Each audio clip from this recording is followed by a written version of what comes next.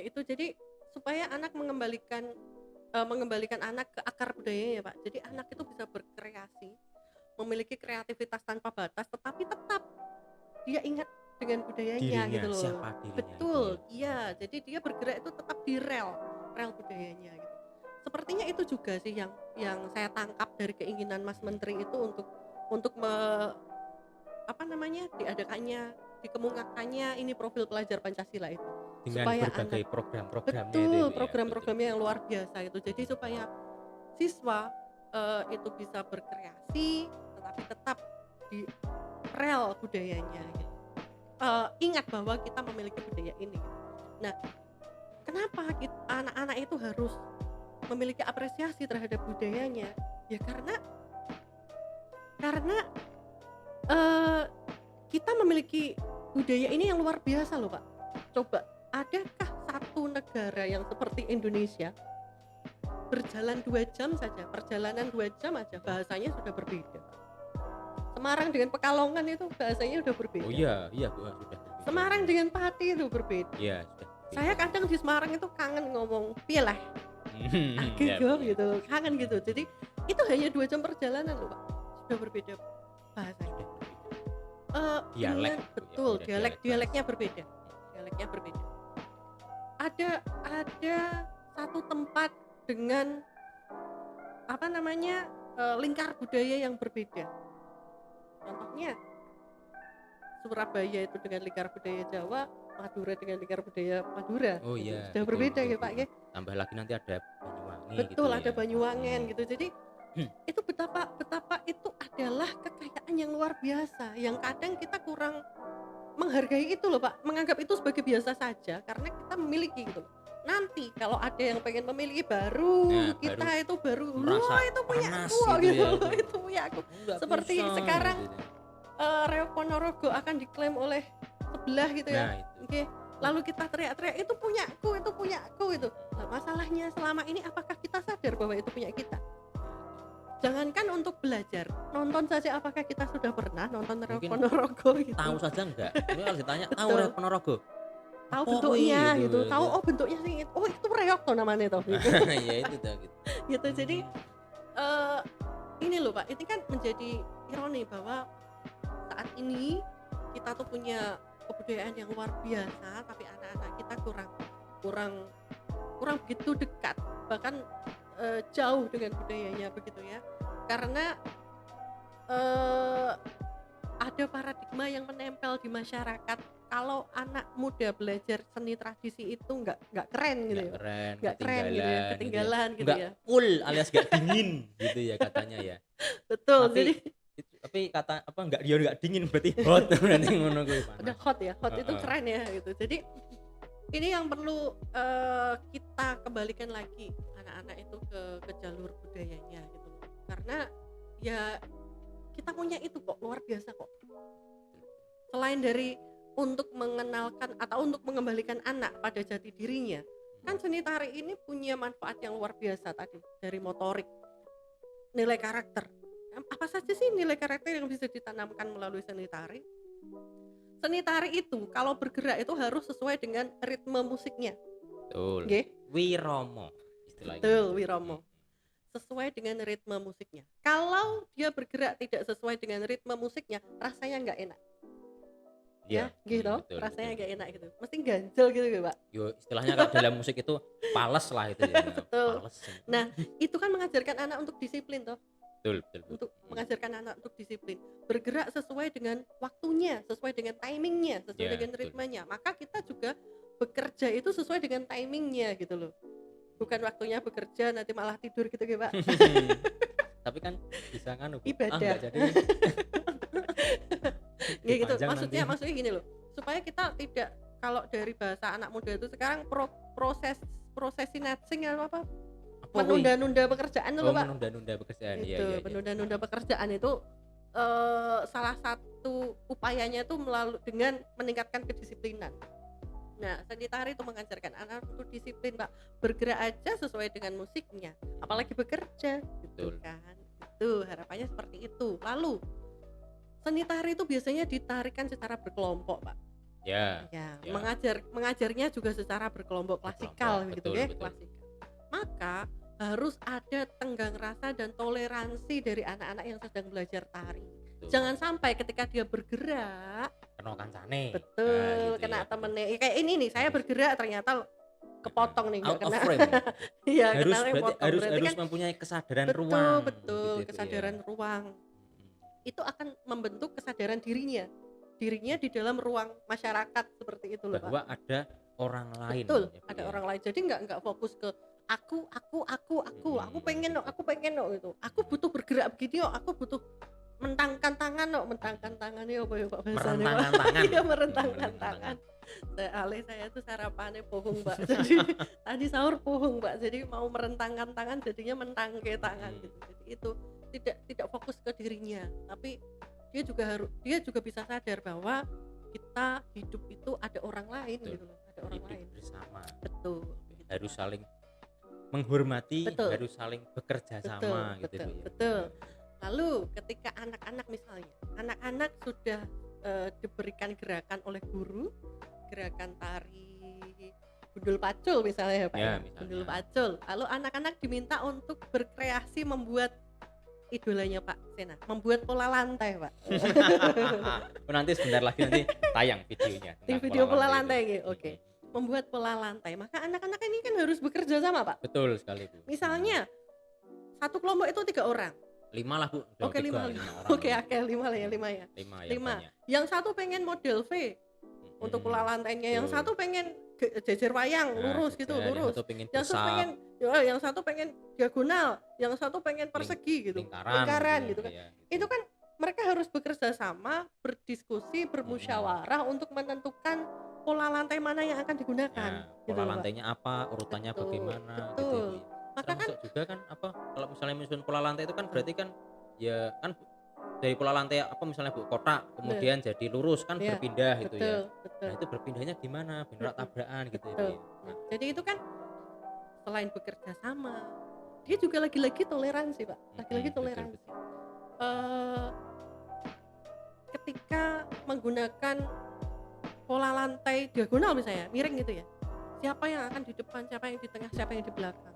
Itu kan saling menghargai gitu loh, Pak. Enggak yang aku neng ngarep terus gitu. Aku pengen neng ngarep kok biar nanti kalau ke foto kalau di foto itu wajahku Ya, paling bikin kita terus gitu ya. gitu. Jadi itu ada hal-hal yang bisa ditanamkan lewat seni tari itu loh, Pak. Dengan kalau kita semua paham bahwa tujuan seni tari itu seperti itu, mungkin seni tari tidak akan tersisih seperti saat ini. Oke. Jadi tadi ya Bu ya, yang perlu sangat dipahami di bold garis bawah miring, gitu ya, Miring.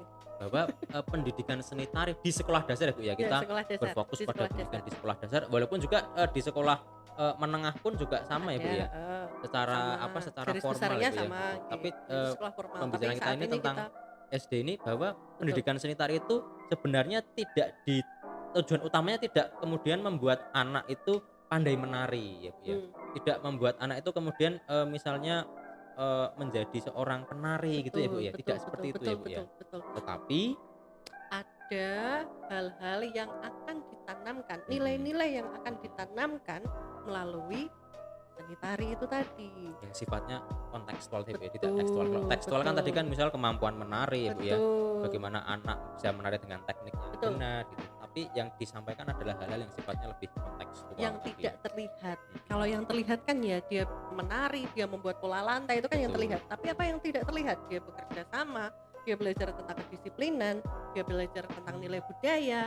Seperti kan ya Bu ya, seperti efek ikutan gitu ya Bu Nah, ya. betul. Seperti efek ikutan. Kalau betul. misalnya tadi ya Bu ya, dengan belajar membuat pola lantai kemudian efek ikutannya mengembangkan kemampuan kerjasama, Betul. mengembangkan kemampuan komunikasi Betul. gitu Bu ya. Betul, Seperti Pak. itu, Bu Nggih. ya. Ini kita belum bicara tentang kepekaan, Pak. Ya nanti apa Betul. episode selanjutnya ya gitu. Nggak boleh nih, nggak boleh ngomong nih berarti. Enggak tentang kepekaan. sekarang Oke, enggak, oke, ini oke. sudah kayaknya cukup ini udah mau maghrib. Betul, mau maghrib. Cuman ini Pak, saya ada satu pertanyaan. Saya curhat aja nih, bukan pertanyaan, Nah. curhat aja nih. Ah ya, Tadi kan enggak lah, Pak udah Sena. diakhiri aja lah ya. enggak, tadi Pak Sena tuh manggil Bagong noleh Nah. saya gitu loh. Saya tuh kok Panggil Bagong. Bagong oleh saya. Halo. Petruk itu noleh ke saya loh, Gong, Bagong, apa aku sih dipanggil gitu, Nggak saya tuh itu loh, Pak. Ini kan tadi kan, masa kalau Petruknya begini kan berarti ini membelakangi Bu Riris kan ya, Gitu. berarti kan kurang pas. Jadi ini setelahnya Petruk menyambut. Nah Gitu kalau ya. Bagongnya dari sini kan saya susah kayak gini. Oh gitu ya. Nah, Oh berarti bukan manggil saya, Pak ya? ya nggak Bukan. tahu nah. Oh, nggak Tadinya saya tahu. simpan aja dari bawah langsung keluar, Oh, gitu. Masa kayak gini? Kan ya nggak Padahal enak. tadi tuh kalau Pak Sena ngendikan gitu tak bawa ke Sri Kandi loh, Pak. Jadi pantas di Sri Kandi gitu kan, saya noleh gitu kan. Wangun ya, Pak ya. Susah Bu, suaranya Sri Kandi saya susah. Sing gampang ya ini, yang suaranya gampang ya berdua ini, jadi udah ambil ini aja. Gitu. Oke, gitu Pak. Oke, Guru Des, mungkin sedikit ya Bu ya. Ya enggak, sedikit banyak juga boleh sih. Sebelum saya akhiri nih Bu, ada 2 pertanyaan ya. Cuman ini dulu. Nah sekarang Bu, misalnya ada anak atau mungkin mahasiswa lah PGSD itu, saya itu kalau mau ikut kuliah tari itu, saya itu takut, saya itu enggak pernah menari, narinya itu enggak luas ini, padahal kalau membahas konsep luas nanti jadi panjang lagi nih gitu ya. Nanti saya takut enggak lulus di mata kuliah ini ya, ini gimana ini Bu? Banyak loh Bu yang bilang kayak gitu. Gitu ya. Lah, mata kuliah tari di PGSD itu kan bukan untuk membentuk mahasiswa bisa menari, bisa menjadi penari, Pak. Nah, maka Itu loh. apa Itu loh tujuannya? teman-teman. Mata kuliah seni tari di PGSD itu bukan bertujuan membentuk mahasiswa menjadi penari. Lah kok diajarkan di PGSD? Yo. Jadi pendidikan seni tari diberikan di PGSD itu supaya teman-teman sebagai guru SD itu bisa membimbing siswa atau bisa membentuk pembelajaran seni tari yang seperti tadi loh, menanamkan nilai-nilai karakter, bisa menstimulasi motorik, bisa membawa siswa pada kesadaran budaya. Itu loh intinya. Jadi saya yakin Pak Sena juga sama. Kami itu nggak peduli teman-teman itu nari grotal gratul, nari luwes apa enggak. Bu, saya kalau nari nggak luwes, lu memang bukan itu yang dinilai, oke Pak. Bukan itu yang dinilai, tapi bagaimana teman-teman bisa membawa siswa pada pembelajaran seni tari yang kontekstual. Tadi kata Pak Sena, yang kontekstual, yang bisa menanamkan nilai-nilai budaya, yang bisa menanamkan nilai-nilai karakter, yang bisa membentuk profil pelajar Pancasila, yang bisa membentuk sikap. Betul. Contohnya tadi ya selain sikap tadi juga misalnya bisa apa Bu tadi Bu mengemas pembelajaran tadi Bu ya. Yang betul. Yang tadi mengenalkan gini-gini. Iya betul. Betul itu mengemas pembelajaran. Jadi belajar IPA melalui seni tari ya kan. Itu. Belajar matematika melalui seni tari gitu. Misalnya oke, anak-anak buat pola lantai berbentuk persegi loh kan, itu mengenal geometri Pak, berbentuk segitiga lah, mengenal geometri melalui seni tari. Buat pola lantai berbentuk lingkaran, saya pokoknya pola lantai terus Pak. Misalnya dalam satu kelompok itu ada 6 orang gitu. Betul. Ya. Sekarang buat 2 segitiga, wah gitu ya. Berarti kan harus dibagi. Berapa berarti 6 itu dibagi piro ya? Berarti satu segitiga ada berapa orang ya gitu. Jadi kan anak-anak belajar matematika melalui seni tari gitu loh. Jadi jangan dianggap seni tari itu berdiri sendiri eksklusif, tidak. Seni tari itu melebur masuk pada pembelajaran yang lain. Kan tadi pakai belajar dengan seni itu. Tematik lah istilahnya. Oh iya betul, tematik. Kan tematik ya. Tematik gitu. Betul, tematik. Jadi menyatu gitu ya Pak, menyatu. Oke, jadi teman-teman nggak usah takut. Saya sama sekali nggak pernah belajar nari. Loh, semuanya itu pasti ada pertama.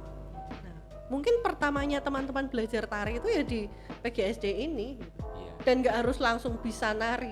Sulapan kok saat semester dari yang nggak pernah nari terus jadi penari itu kan sulapan ya Pak, kecuali ada bakat terpendam gitu ya. Jadi tujuannya memang bukan membentuk teman-teman mahasiswa ini menjadi penari, bukan nggak usah memang PGSD kok jadi penari ya.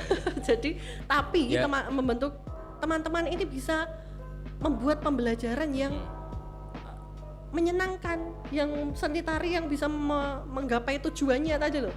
Kreativitas, kesadaran budaya, bisa membentuk pembelajaran seni tari menggunakan 3 pendekatan. Betul. Belajar dengan seni, belajar melalui seni, dan belajar tentang seni gitu. Jadi ada 3 pendekatan itu gitu loh.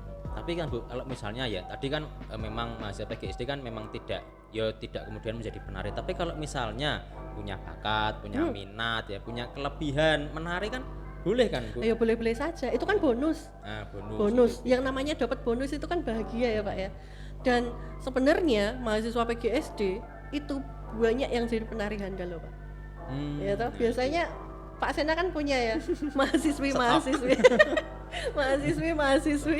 yang pintar menari gitu. Jadi memang penari paling banyak itu memang dari PGSD gitu, luar biasa gitu. Jadi itu yang punya bakat, maka gunakanlah bakatnya itu untuk membuat pembelajaran di SD yang semenyenangkan mungkin. Nah, gitu. ditambah Gunakan bagi lagi. teman-teman yang punya bakat, minat, kelebihan tari ya, masuk aja di PGSD.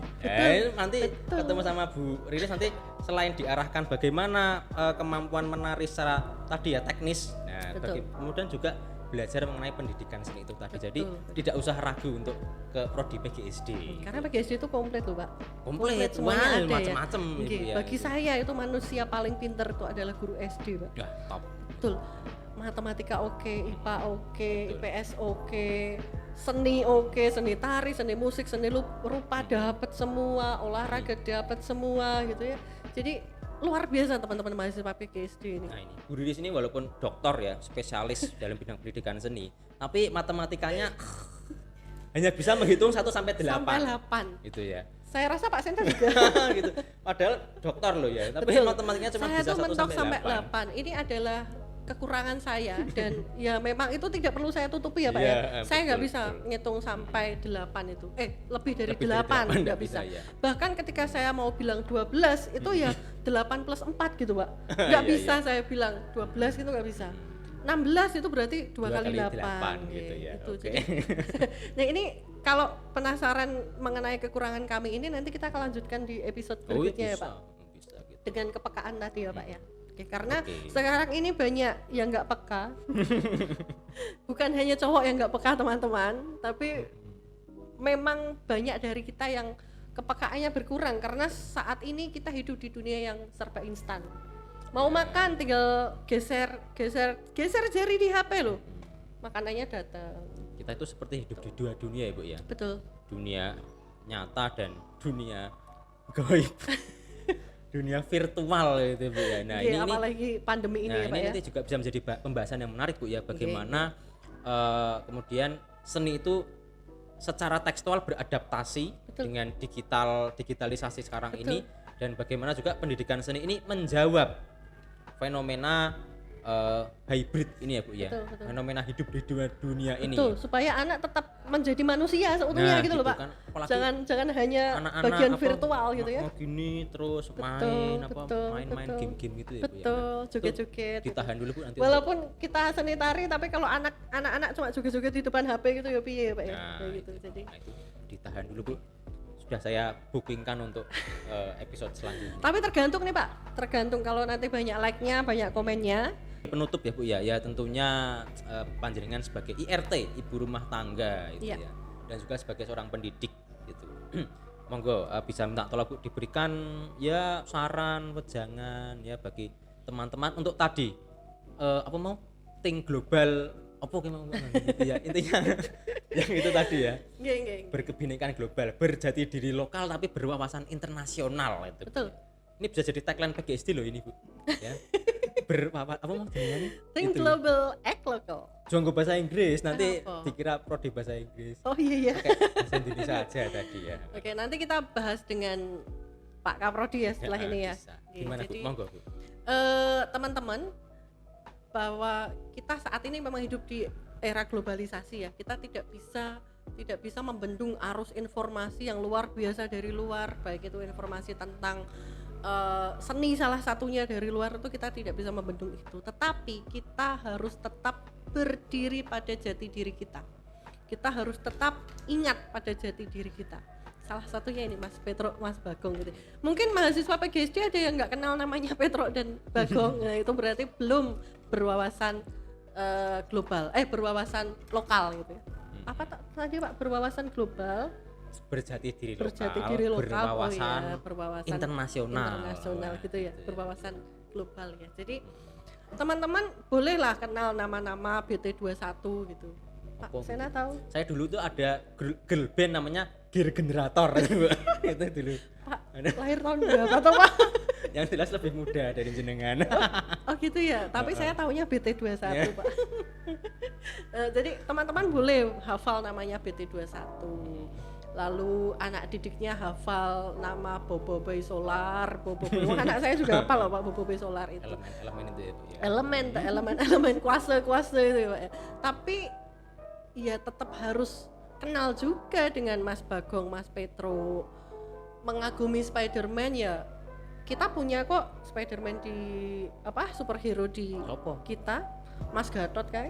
Oh iya yang betul, punya betul. Probo apa itu yang bisa terbang? Bisa terbang, iso ambles bumi itu. Iso ambles bumi. Mas Gatot siapa? Ayo coba komen. Tahu Mas Gatot itu. Nah, jadi gini teman-teman. Bisa jadi apa yang kita miliki saat ini itu hal yang diinginkan oleh orang lain. Kekayaan khasanah budaya Indonesia yang luar biasa. Jadi kita tetap harus menjadi bagian dari globalisasi. Kita harus menjadi bagian dari globalisasi. Bisa menolak Ibu ya. Betul, tidak bisa menolak. Kita harus menjadi bagian dari globalisasi, tetapi tetap kita ingat pada jati diri kita. Jangan sampai kita kehilangan apa yang kita punya. Kan ngeri Pak, kalau yang belajar tentang tari, yang belajar tentang tari Jawa itu adalah mahasiswa-mahasiswa dari asing, dari luar, belajar tentang tari Jawa, kuliah di jurusan tari, lalu nanti kembali ke negaranya, jadi dosen di sana, ngajar di sana. Sementara yang orang Indonesia sudah tidak ada yang bisa nari. Nah nanti bisa jadi anak cucu kita kalau mau melihat tari bedoyo atau tari serimpi gitu harus ke sana dulu. Wah, Kan mengerikan Pak, jangan sampai kayak gitu. Ini contohnya aja, ini reok aja udah mau ya, karena memang di sana banyak kelompok seni reok Ponorogo Pak. Iya, gitu. yang berasal dari Indonesia Ibu ya. Betul gitu loh. Maka kita sebagai yang memiliki ada rasa handar beni. Apa ya Pak? Handar beni itu apa Pak? Ya, Rasa memiliki gitu, ada rasa gitu, memiliki ya. gitu ya. Jadi menghargai, mencintai apa yang kita miliki gitu. Nanti kalau kita udah kehilangan baru berasa gitu. Ya atau teman-teman kalau udah kehilangan baru deh berasa ya kan? Gitu. Oke, gitu Pak Sena. Ya, begitu Bu Riris untuk podcast hari ini, tapi tadi masih ada beberapa pembahasan Betul. yang perlu kita kupas Betul. lebih halus ya Betul. pada part-part berikutnya. Nah, bagi selanjutnya ya Pak ya. Sobat Guseda ya, tunggu ya part-part selanjutnya. Ini masih banyak pembahasan nih tadi tentang digitalisasi, ini tentang pelestarian dan pengembangan. Apakah memang harus yang namanya tari itu harus seperti itu gitu ya, harus kaku baku dilestarikan ya semua Panjang nanti Pak. nah, nanti sampai mana-mana gitu ya. Jadi bisa jadi sampai part 10 gitu ya. Jadi jangan bosan kalau setiap setiap episode kok yang keluarnya Riris terus ya, jangan bosan-bosan dulu. Nanti ya, gantian, gitu. saya jadi hostnya Pak Sena yang kita tanya-tanya. Baik Sobat Guseda ya, tetap stay tune ya, tetap terus pantengi, lihat, ikuti SD Podcast, karena SD Podcast ini akan selalu menghadirkan orang-orang yang hebat ya, orang-orang dengan keunikan-keunikan dan pakar-pakar di bidangnya gitu ya. Kemarin ada itu ya mahasiswa yang bisa dalang. Nah sekarang saya datangkan pakar yang jauh-jauh gitu ya, jauh-jauh dan mahal untuk didatangkan ke sini itu. Jauh-jauh ya, gitu. dari Sampangan. Baik teman-teman semuanya ya, tetap jaga kesehatan, tetap semangat di bulan puasa ini ya, jangan kayak Bagong itu tadi sahur jam berapa itu ya gitu. Kita berjumpa lagi pada SD Podcast selanjutnya. PGSD Cerdas mendidik.